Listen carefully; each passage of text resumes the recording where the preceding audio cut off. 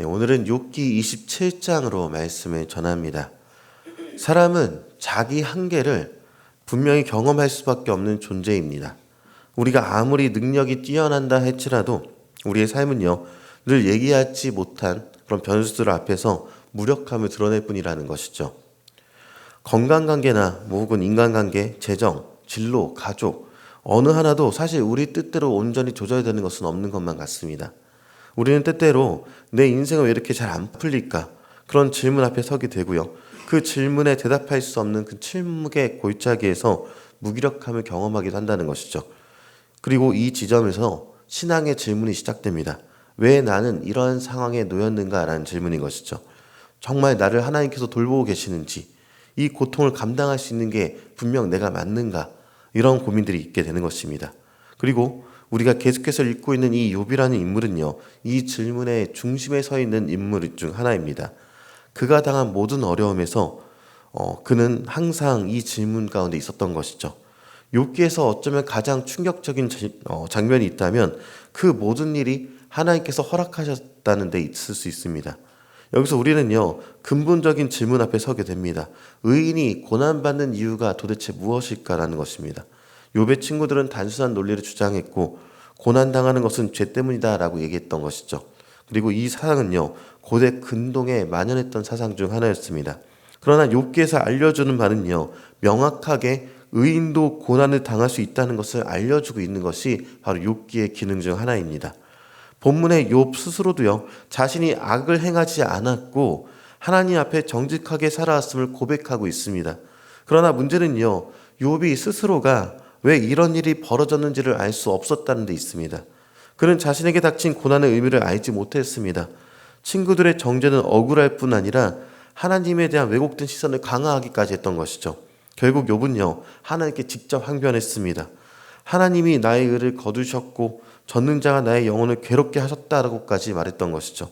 이 말에는요, 고통 속에서 신음을 토해내고 있는 한 인간의 한계가 고스란히 담겨있는 모습을 보게 되는 것입니다.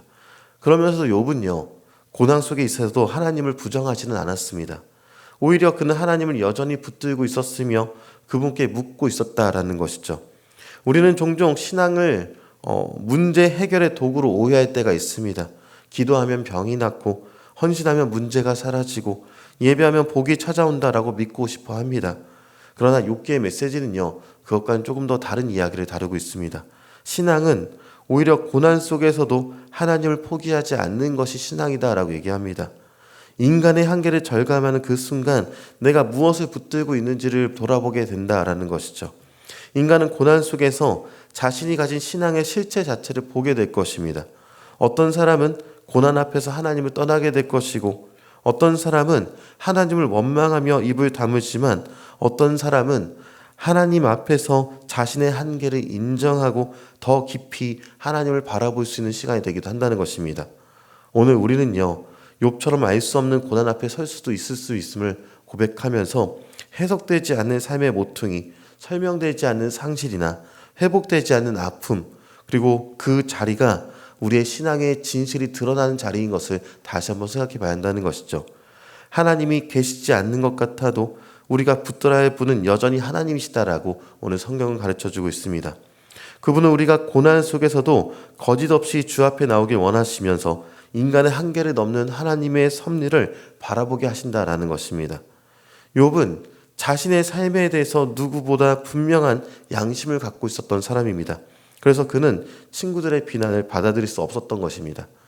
여기서 우리는 중요한 신앙의 태도를 보게 되는 것인데요, 욥은 자신이 처한 상황을 이해할 수 없었지만 자신의 정직함은 놓지 않았다라는 것이죠.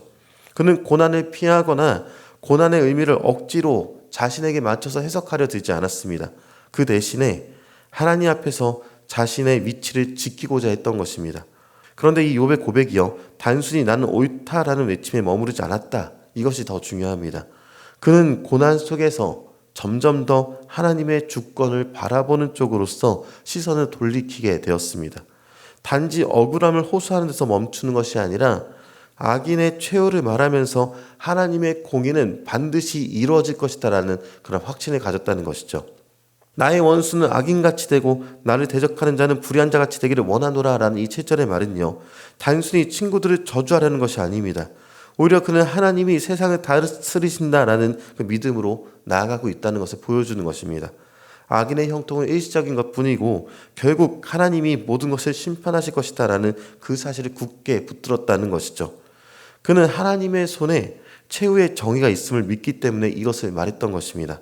그렇게 우리는요, 하나님의 의는 반드시 드러난다라는 그 믿음의 표현이 우리에게조차 있어야 한다는 것을 생각해 봐야 할 것입니다.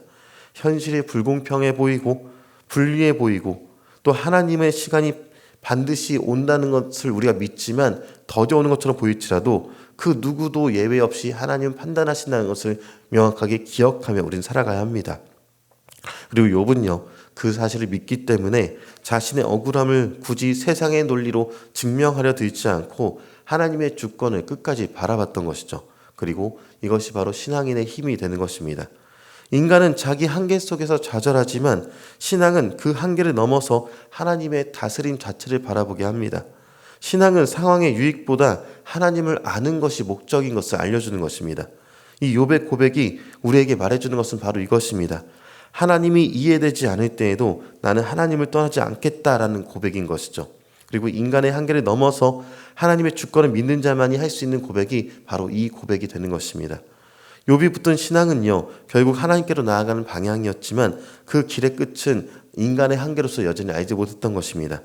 그러나 오늘 우리는요, 욥이 바라보았던 하나님의 정의와 주권이 예수님 안에서 어떻게 드러나는지를 완전하게 알고 있습니다. 그리고 예수님이 고난당하셔야 했던 이유조차까지 욥기를 통해서 우리는 의인도 고난당할 수 있는가? 의인이신 예수님이 고난당하는 것이 맞는가? 여기에 대한 고민까지 해결하게 되었다는 것을 보게 된다는 것이죠. 예수님은 아무 죄가 없으셨지만 십자가에서 고난을 받으셨습니다. 세상적으로 보면 부당하고 불의한 죽음이고 어쩌면 예수님을 인정하지 않으려는 사람들은 의인이 어떻게 십자가에 달려 죽을 수 있는가까지 얘기할 수 있습니다. 그러나 욥기에서 이미 말해 놓았던 것은 의인도 고난당할 수 있고 결국에는 최후 승리가 있다라는 것을 알려준다는 것이죠. 그리고 십자가는 하나님의 가장 깊은 사랑과 가장 놀라운 공의가 만나는 자리다, 이것을 알려주는 것입니다. 욥이 나는 끝까지 내 의를 굽히지 않겠다라고 고백했듯이 예수님은 끝까지 하나님께 순종하셨습니다. 그리고 그 순종을 통해서 우리는 구원을 얻게 되었다는 것이죠.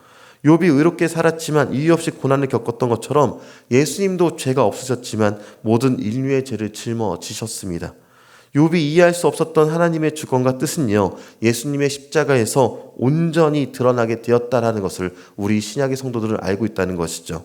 욥이 붙들었던 그 하나님을 예수님 안에서 오늘 우리가 더 확실하게 붙들면서 주님 앞에 살아갈 수 있기를 주님의 이름으로 축원합니다.